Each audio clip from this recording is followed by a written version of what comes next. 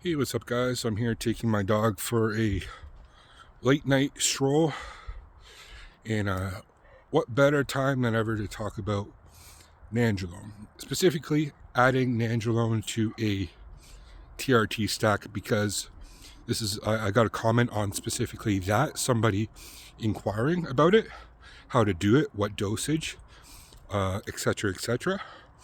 So I'm going to give my 2 cents on this, just talk off the top of my head. I didn't prepare for this by any means, but I'm going to talk about my experience with Nandrolone. Hey, be quiet, boys. Be quiet. And how I would go about adding it to your stack. Okay? Because I think it is, I think it's a very misunderstood compound. I think a lot of people are afraid to go to the NOR19s, which is understandable. But I think because of that, there's a bit of a stigma. And I think a lot of people are missing out on Nandrolone because of the very good effects it has. And that being said, it is one that you have to be more cautious about, but that can be easily mitigated by just your dosage. Just don't do too much of it, right? And if this video is geared towards, hey, a TRT level anyway, so it's not like you're going to be doing a half gram of it. Hey, be quiet. Sorry, there's lots of dogs apparently at night. People are walking their dogs at night. My dog goes crazy at other dogs. She's still a puppy. So, somebody was inquiring in my comments. They do it was something like 125 tests a week, and they wanted to add, 25 milligrams a week, I believe it was, of Nandrolone, and do that nonstop, just be on that forever, essentially. And it made me think a bit of whether that would be a good idea or not. And my response was, I believe 25 milligrams a week is below the threshold for it to actually have any desirable effect. It's kind of pointless. In other words, there might be a minuscule, obviously there's some cumulative anabolic effect on a testosterone. It's not like it's not going to do nothing, but it's kind of pointless. That's what my response was. So at the very least, my recommendation is 50, but my true recommendation is 100 a week of, I recommend NPP. That's what I've always done. I've never done Deca, but I'm a big shorter ester steroid fan because of your ability to control dosages, and if you run into trouble, you can pull back and be in safe territory very quicker if you run into trouble. And Nandrolone is one that you can run into trouble with, and it's one that is a lot more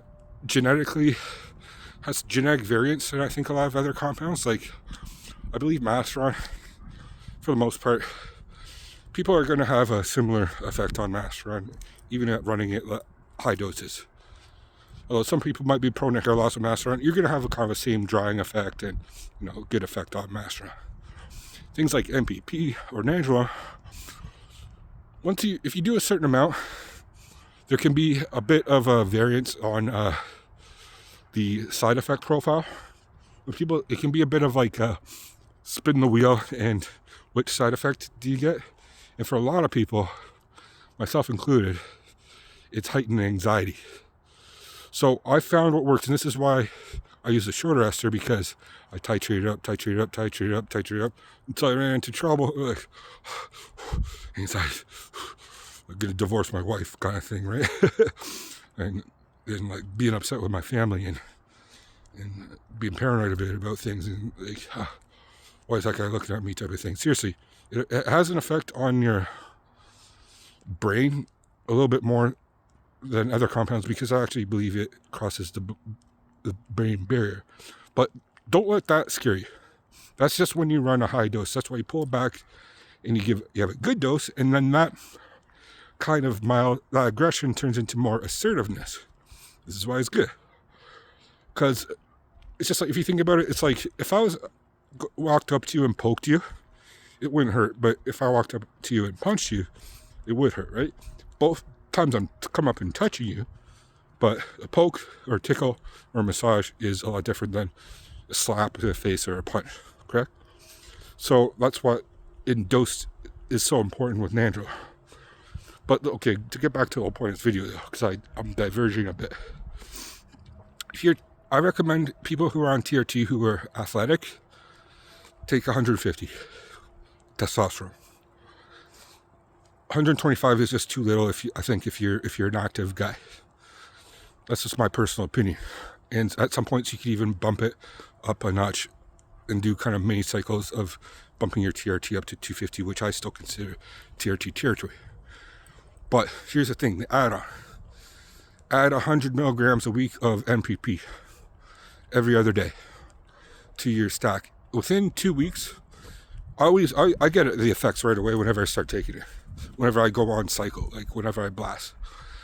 And it's because of the NPP. It's very much more robust, pronounced effect than obviously Masteron and Primavor.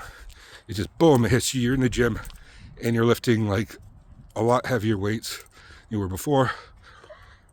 The strength increase is predominant and the size increase gets predominant. But again, if at the dosage of 100 milligrams a week, it won't be as predominant, but it'll still be there, present, which is the whole point. We're leveraging pharmaceutical compounds for a reason. There has to be a point involved, a goal involved in doing it. That's why if you're doing only 25 milligrams a week, it's like, what's the point? What's the goal? It's not doing anything. It's not achieving any goals, right? So how I would go about doing it, like I said, every other day with your testosterone and potentially Masteron. And then do obviously blood work before you go on it, and then maybe 2 months or 3 months after. And there shouldn't be much of a difference, if any difference. When I did a lot more than that, and I did my blood work, and the only thing was slightly heightened hematocrit, red blood cell counts, but it was still within range of being healthy. It was just heightened. It was like, it was kind of like if your RPM, if you go to like the orange, you know what I mean, as opposed to the green, like it was kind of in that orange area. It wasn't in the red, so it was still fine. I'd much rather have more red blood cells than less. So that's that.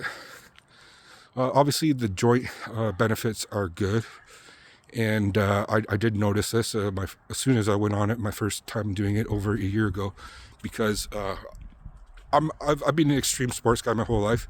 I'm 41 years old. I was skateboarding when it was still old school, like late 80s, early 90s, and I've skateboarded my whole life, and I snowboarded extreme my whole life, like down crazy glaciers and chutes, and I've been in avalanches and shit like that. And so I've been on my ass a lot. I've fallen on my ass a lot. I've broken my ankles. I've broken my wrists. And a lot of those chronic injuries that especially in my right ankle, where like literally I felt like 10 feet on my skateboard, and my foot went backwards when I was like 20 years old. It's completely backwards, like pointing the opposite direction. So that was a serious injury, and it was giving me issues my whole life. Like if I'm on my feet all day, it's gonna be a Nandrolone. I really totally forget I even had that injury. Like it's really not that big of a deal anymore. So I think it does help with the joint issue, but from what I've heard, when you go off it, it'll come back. So it's only temporary. So it's something in the synovial fluid or the joint capsules or in the cartilage itself, connective tissue, that helps lubricate, I believe. The last thing I'm going to mention is it is a hormone that actually is natural to humans. Like our bodies actually at one point in time produces it.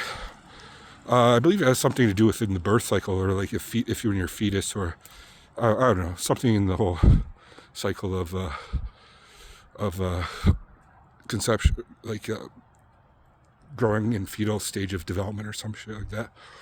I don't know that answer, but I do know that it is actually a naturally occurring hormone, which is kind of good because it means that it's something that's kind of natural. Natural is good, but it also, just because it's natural doesn't mean it's good, and it's going to be at a much higher level than it was at that time, super physiological level. So, what are your guys' thoughts on that? Are you considering doing Nandrolone?